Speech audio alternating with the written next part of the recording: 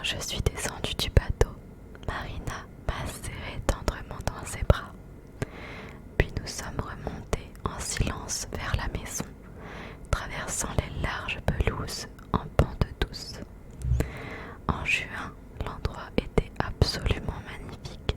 Le jardin ornementé en pleine floraison invitait à explorer ses allées cachées et ses grottes secrètes. La bâtisse, construite à la fin du XVIIIe siècle dans le style de Louis XV, était d'une somptueuse élégance. Haute de 4 étages, couverte d'un toit rouge à forte inclinaison et garnie de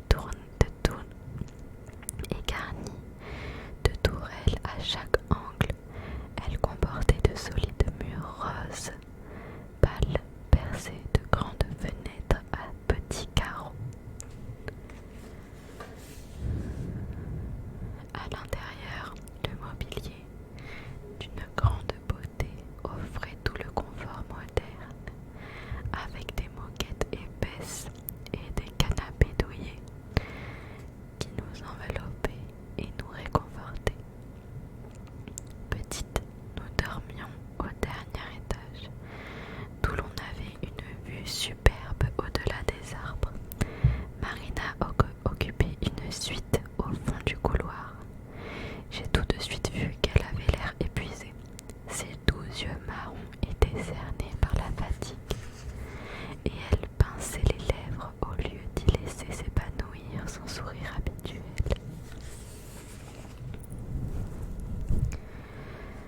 Elle devait avoir dans les 65 ans, mais ne les paraissait pas. Grande, les traits finement dessinés, c'était une belle femme, toujours vêtue avec un chic et une distinction qui trahissait ses origines françaises. Quand j'étais enfant, elle relevait ses cheveux noirs et soyeux en un chignon souple sur la nuque. Des milliers de questions se bousculaient dans ma tête, mais une, surtout, exigeait une réponse immédiate. Pourquoi ne nous as-tu pas prévenus dès que Pa a eu son infarctus? Ai-je demandé en entrant dans le salon qui donnait sur une immense terrasse en pierre bordée de jarres remplies de capucines rouges et or. Maya, crois-moi, je l'ai supplié, mais il me l'a interdit. Il était catégorique et je n'ai pas réussi à le faire céder. J'ai très bien compris que si Pa refusait qu'elle nous contacte, elle n'avait pas eu le choix. Pa était le roi et Marina se soumettait. Dans le meilleur des cas, comme sa plus fidèle courtisane et, au pire, ravalée au sang d'une servante qui devait obéir à ses ordres sans discuter. Où est-il maintenant? Toujours en haut, dans sa chambre? Devrais-je montrer le voir? Non, ma chérie, il n'est pas là-haut. Tu ne veux pas prendre un thé avant que je ne t'en dise plus? Honnêtement, je crois que j'ai besoin d'un gin tonic, ai-je avoué en m'asseyant lourdement sur un des immenses canapés. Je vais demander à Claudia de te le préparer et je pense que, pour une fois, je vais en boire un avec toi. Je l'ai suivie des yeux quand elle a quitté la pièce pour aller chercher Claudia, notre domestique, une Allemande dont l'air maussade cachait un cœur d'or. Était à Atlantis depuis aussi longtemps que Maya. Elle aussi adorait son maître. Je me suis soudain demandé ce qu'il adviendrait d'elle et de Marina et ce qu'il allait se passer à Atlantis maintenant que Pa est parti. Cette impression paraissait incongrue à présent. Pa était tout le temps parti quelque part, occupé à quelque chose. Aucun membre du personnel ou de sa famille n'avait la moindre idée de ce qu'il faisait vraiment pour gagner sa vie.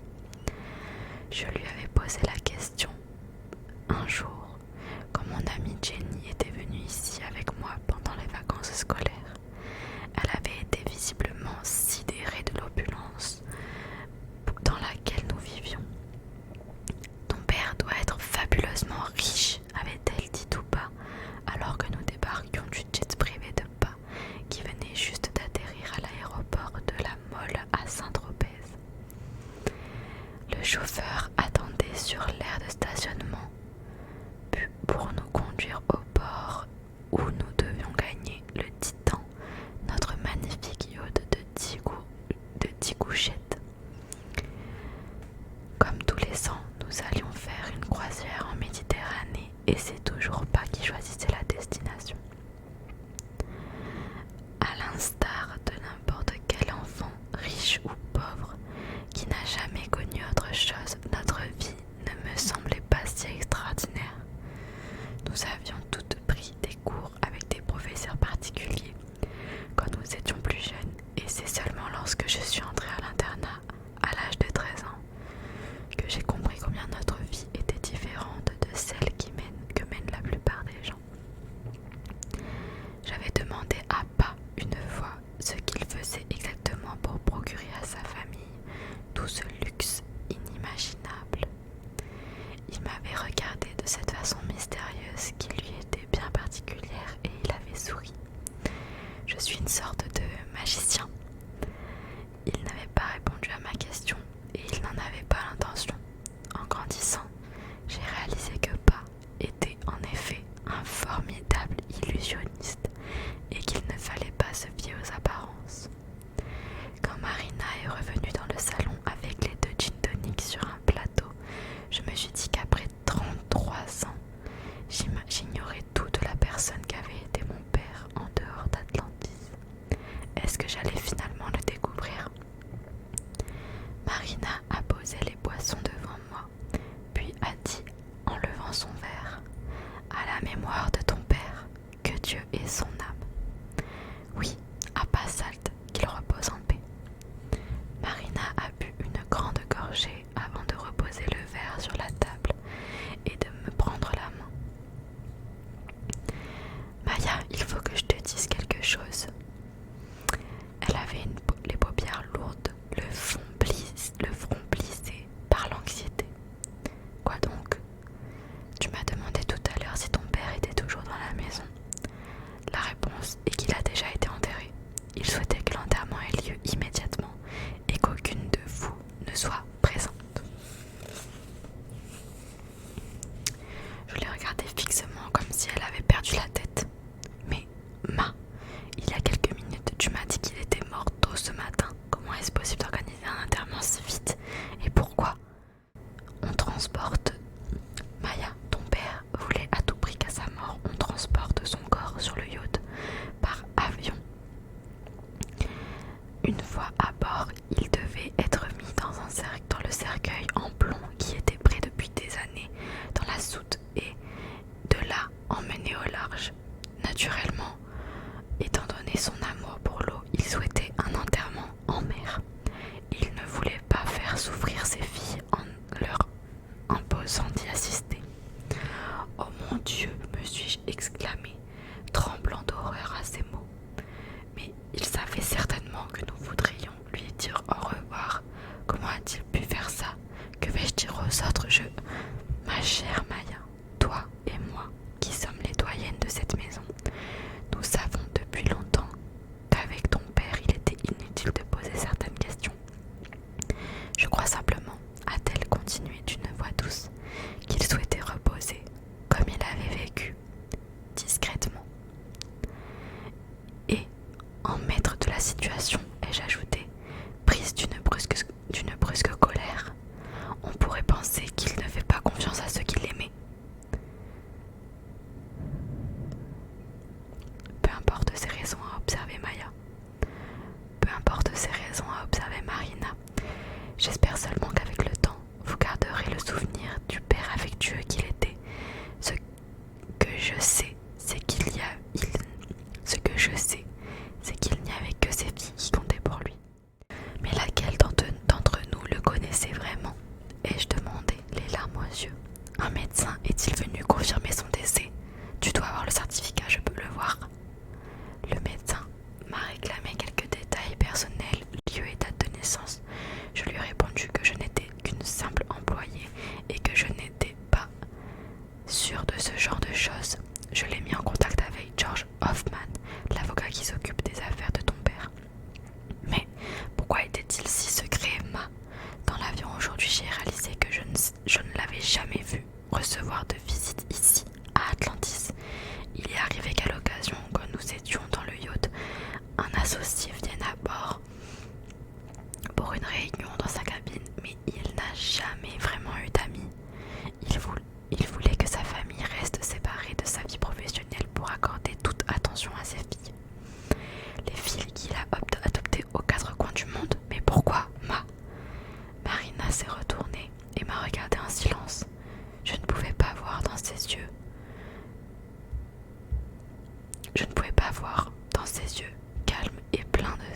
quiz si elle connaissait la réponse ou pas. Quand on est enfant, et je continuais, on grandit en acceptant sa vie. Mais nous savons toutes les deux que c'est vraiment rare, voire carrément étrange, qu'un homme célibataire et d'un certain âge adopte 6 filles et les amène ici, en Suisse, pour vivre avec lui. Ton père était en effet un homme hors du commun à acquiescer Marina, mais donner à des orphelins dans le besoin la possibilité d'une meilleure vie, ça ne peut pas être une mauvaise chose, n'est-ce pas? Beaucoup de gens riches adoptent les enfants. Sauf que, normalement, ils sont mariés, ai-je riposté. Sais-tu si Pa a eu une petite amie, quelqu'un qui l'a aimé? En 33 ans, je n'ai jamais connu une seule femme. Ma chérie, je te comprends, ton père est parti et soudain tu réalises que les questions que tu avais à lui poser resteront sans réponse. Mais je ne peux vraiment pas t'aider. De plus, ce n'est pas le moment, a-t-elle ajouté gentiment. Pour l'instant, nous devons célébrer ce qu'il représentait pour chacune de nous et penser à lui comme à l'être aimant et bon qu'il a été. N'oublie pas que ton père avait plus de 80 ans. Il a eu une longue vie et épanouie.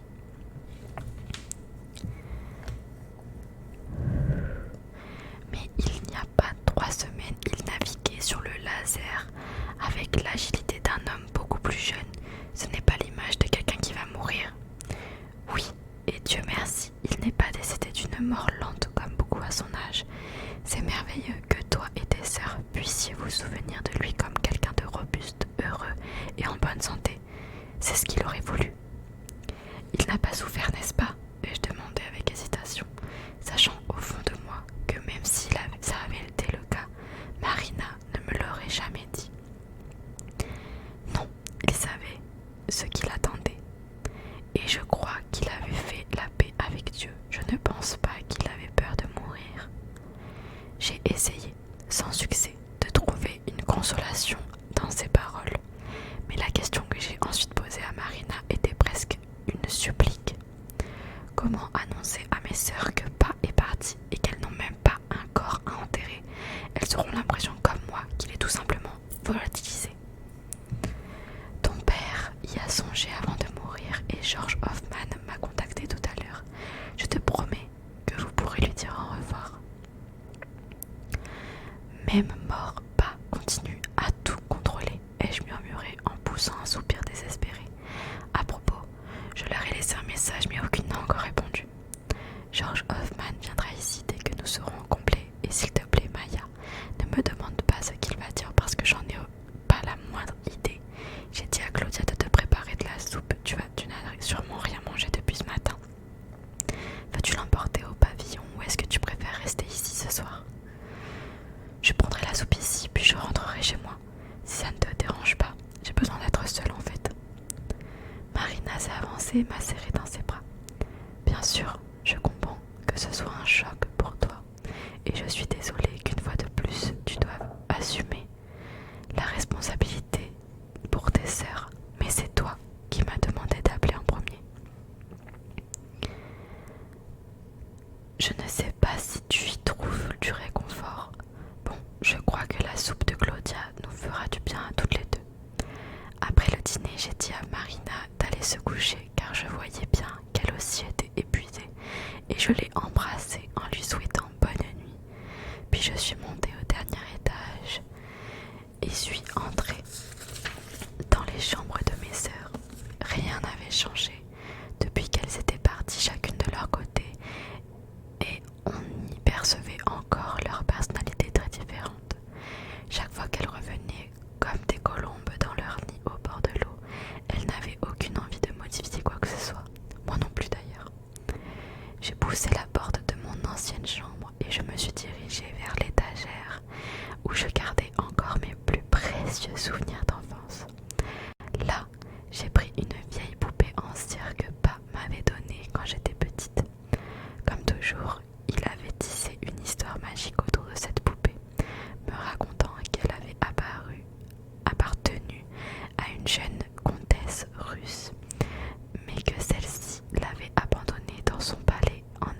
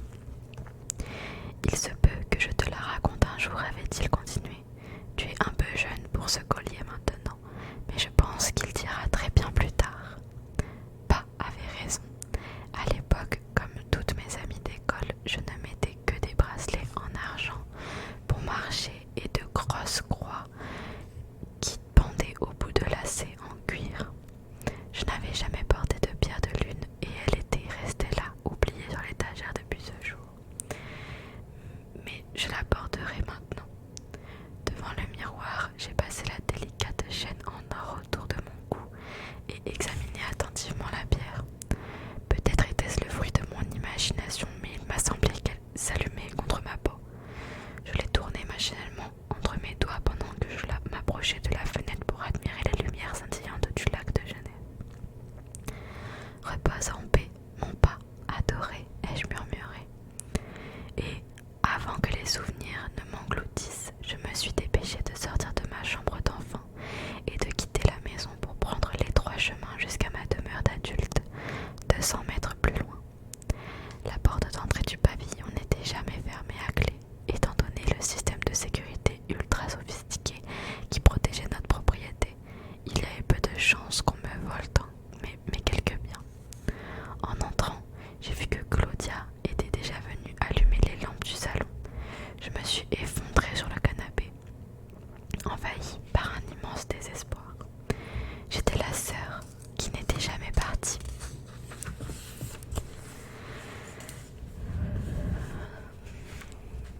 On va passer au chapitre 3. Quand mon portable a sonné à 2h du matin, j'étais allongée sur mon lit, mais je ne dormais pas. Je me demandais pourquoi je n'arrivais pas à me laisser aller, à pleurer la mort de pas. En voyant que c'était un appel de Tiki, j'ai été prise d'une nausée. Allô, Maya, je suis désolée de t'appeler si tard, mais je viens juste d'écouter ton message. La réception ici est très mauvaise. Que se passe-t-il? Tu vas bien? La voix légère et douce de Tiki m'a fait chaud au cœur. Oui, moi, ça va, mais c'est pas Salt, c'est ça? Oui, ai-je dit d'une voix étranglée. Comment le sais-tu? Je ne le savais pas, d'ailleurs je ne le sais toujours pas, mais j'ai eu une drôle d'impression ce matin sur la lande. Je cherchais une des jeunes biches à laquelle on a mis une boucle d'identification il y a quelques semaines, et je l'ai retrouvée morte. Et tout d'un coup j'ai pensé à pas. Après je me suis dit que j'étais tout simplement contrariée par la mort de la biche, et je n'y ai plus prêté attention. Est-ce qu'il... Tiki, je suis vraiment désolée. Il est mort ce matin, ou plutôt hier, et je rectifié. Oh Maya, non, je ne peux pas le croire. Qu'est-ce qui s'est passé? Il a eu un accident de bateau. La dernière fois que je l'ai vu, je lui avais dit de ne plus naviguer seul sur le laser. Non, il est mort ici à la maison, une crise cardiaque. Tu étais avec lui, il a souffert, ça me rend malade d'imaginer que...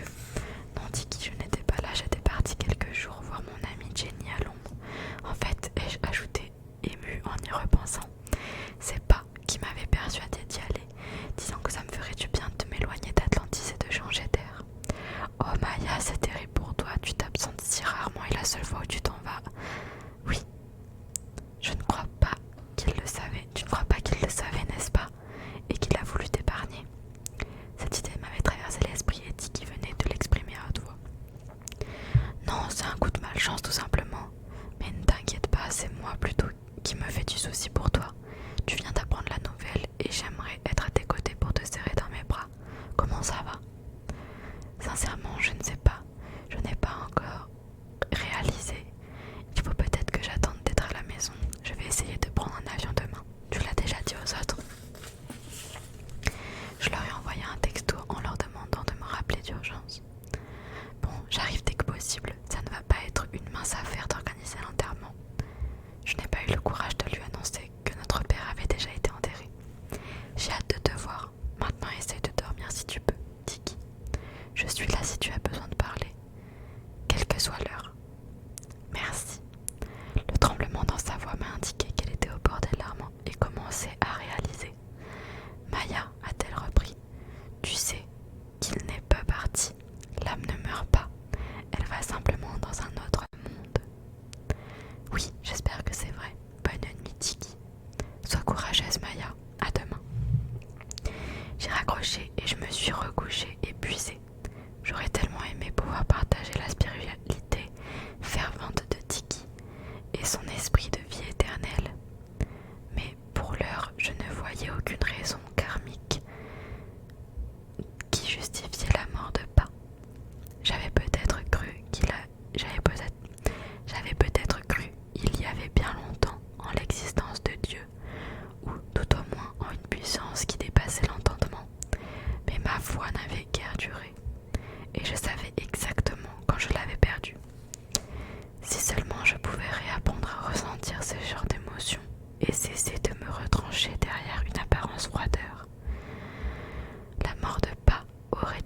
touché au plus profond de mon âme, au lieu de quoi je réagissais avec un détachement qui en disait long sur la gravité de mes problèmes.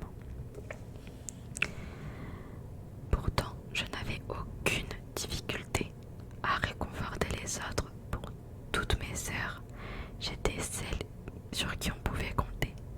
Maya, toujours pragmatique, toujours raisonnable, et, comme le soulignait Marina, la plus forte. En vérité, j'étais la plus anxieuse de toutes. Alors que mes sœurs s'étaient envolées du nid, j'étais restée sous prétexte que Pa aurait besoin de moi. J'avais aussi invoqué une autre raison. J'exerçais un métier qui s'accomplissait dans la solitude. Paradoxalement, compte tenu du désert qu'était ma vie privée, je passais mes journées au cœur d'un monde romantique et fictif à traduire des romans russes et portugais. Pa avait été le premier à remarquer mes talents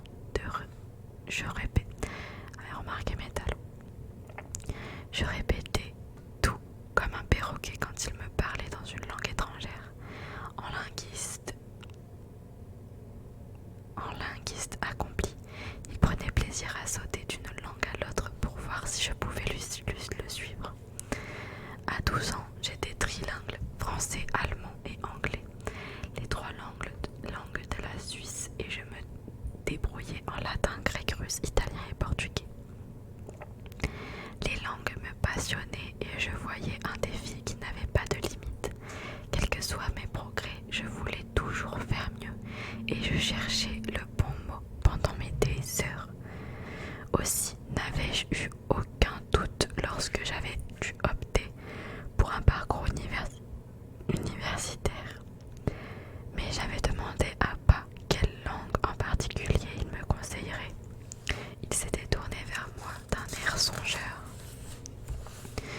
Maya, c'est ta décision, mais peut-être que tu devrais pas choisir celle que tu parles le mieux à présent. Ainsi, tu auras 3 ou 4 ans à l'université pour en apprendre et en perfectionner une autre. Je ne sais vraiment pas, avais-je soupiré. Je les aime toutes, c'est pour ça que j'ai besoin de ton avis. Eh bien, je vais te donner un argument rationnel. Dans les 30 années à venir, l'économie mondiale va basculer de façon drastique. Donc, si j'étais toi, comme tu parles déjà couramment 3 des principales langues occidentales, j'élargirais mes horizons. La Chine et la Russie, tu veux dire? Oui, et l'Inde et le Brésil aussi. Tous les pays dont les ressources sont encore inexploitées et qui ont par ailleurs des cultures fascinantes. C'est vrai que j'aime bien le russe et le portugais aussi. C'est une langue très expressive, avais-je terminé après avoir là encore cherché le mot juste. Pa avait souri, satisfait de sa réponse. Et bien voilà, pourquoi ne pas étudier les deux? Avec tes capacités naturelles, rien de plus facile, et je te promets, Maya, que si tu maîtrises l'une de ces langues ou les deux, le monde t'appartiendra. Peu de gens à l'heure actuelle ont une vision de ce que l'avenir nous réserve. Le monde est en train de changer et tu seras parmi l'avant-garde. J'avais la gorge sèche et je me suis levée péniblement pour aller boire un verre d'eau dans la cuisine. Je me rappelais combien Pa avait espéré que ses compétences sans pareil me lancent dans ce monde dont il attendait l'aube avec tant de certitude. À l'époque, je pensais réussir, j'étais prête à tout pour qu'il soit fier de moi. Mais je m'étais laissée porter par la vie et n'avais pas donné suite à mes projets. Et au lieu d'élargir mes horizons, ces diplômes m'avaient servi d'excuse pour me terrer dans la maison de mon enfance. Mes sœurs se moquaient de mon existence de recluse quand elles abandonnaient un instant leur vie aux 4 coins du monde pour passer quelques jours avec moi. Elles me mettaient en garde. Je ne rencontrerai jamais personne et je finirai vieille fille si je persistais à rester à Atlantis. Ali m'avait sermonné la dernière fois que je l'avais vue. Tu es si jolie, Maya. Tous ceux qui te croisent le disent et tu végètes ici toute seule. Quel dommage. Mon physique, en effet, voilà ce qu'on remarquait en premier. D'ailleurs, on m'avait toujours dit Maya, la beauté, alors qu'Ali était la meneuse, star, la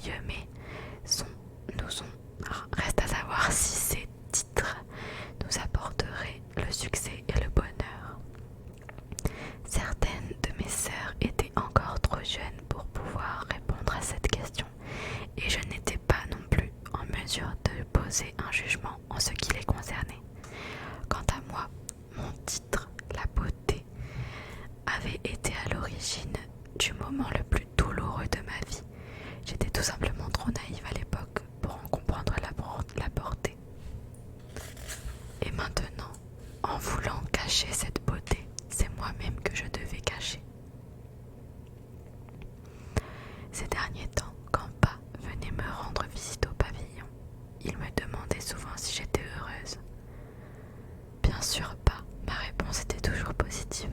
Après tout, en apparence, je n'avais aucune raison de ne pas être satisfaite. Je vivais dans l'aisance avec à deux pas de personnes qui m'aimaient. Le monde en théorie était à moi. Je n'avais aucune attache, aucune responsabilité, et pourtant c'était ce que je désirais le plus. Il y avait à peine une quinzaine de jours, Pa m'avait encouragé à aller voir mon ami à Londres, puisque la suggestion émanait de lui et que j'avais passé ma vie d'adulte avec le sentiment de le décevoir. Je m'étais évidemment exécutée.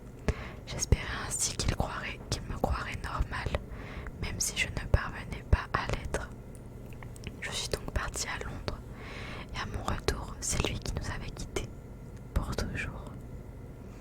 Il était à présent 4 heures du matin. Je me suis retournée m'allonger, priant que le sommeil vienne. Mais non, mon cœur s'est mis à battre rapidement quand j'ai songé que Pa, dorénavant, ne pourrait plus me servir d'excuse pour me terrer ici. Il faudrait peut-être vendre Atlantis. Pa ne m'avait jamais parlé de ce qu'il se passerait après sa mort, et pour autant que je sache, il n'avait rien dit aux autres non plus. Quelques heures plus tôt à peine, Pa était encore si présent, si puissant, une force de la nature qui nous avait quittés d'une main ferme. Il nous comparait à de beaux fruits dorés qui n'attendaient qu'à être cueillis. Et maintenant que la branche avait été secouée, nous étions toutes tombées, mais la poigne qui nous aurait attrapées n'était plus là. J'ai entendu frapper et je me suis levée en titubant pour aller ouvrir. Juste avant l'aube, désespérée de ne pas réussir à m'endormir, j'avais pris des somnifères, prescrits par le médecin longtemps auparavant, ce que j'ai regretté en voyant qu'il était plus de 11 heures. Marina se tenait derrière la porte, l'air alarmé.